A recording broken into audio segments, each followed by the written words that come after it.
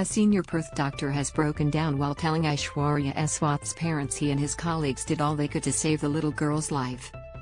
Giving evidence on Monday at an inquest into the 7-year-old's death, Perth Children's Hospital Emergency Department consultant Dr William Hollaway made an emotional address to her father Aswath Chavittupara and mother Prasitha Sasidharan. "That was a terrible night.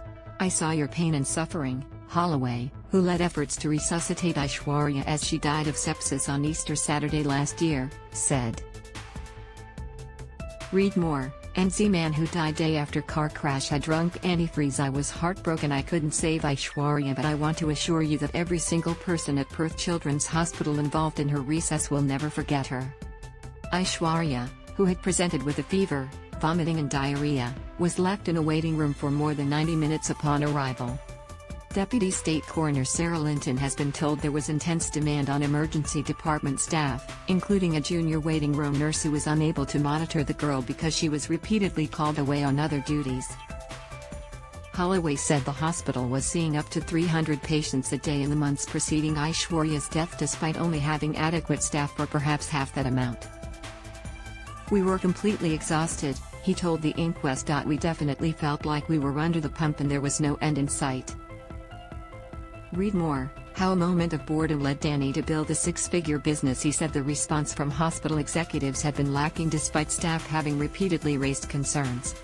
Holloway became involved in Aishwarya's care around 7 p.m. when approached by a nurse who was concerned the girl appeared unable to take medicine. After seeing that she appeared floppy, Holloway feared Aishwarya could be suffering from a neurological condition and moved her to a treatment pod. He then went to review another patient but minutes later was called back to help resuscitate the rapidly deteriorating girl. Doctors managed to briefly stabilize Aishwarya as she fought what later proved to be an infection related to Group A streptococcus. But while being prepared for intubation, the girl went into cardiac arrest. Doctors tried desperately to save her but she was pronounced dead around 9 p.m. An expert witness found the resuscitation efforts had been carried out to the highest standard, counsel assisting Sarah Tyler told the inquest.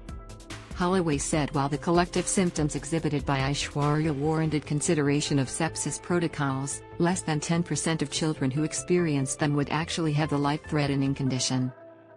He said Aishwarya's deterioration had been unusually rapid and her level of infection later proved to be extremely high.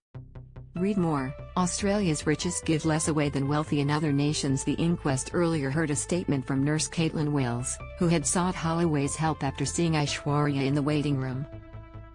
She said she had felt pressured by management into attending interviews for an internal root cause analysis into Aishwarya's death.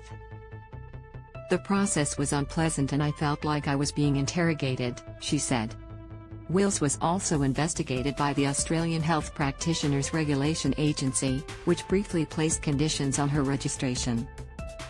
The inquest continues.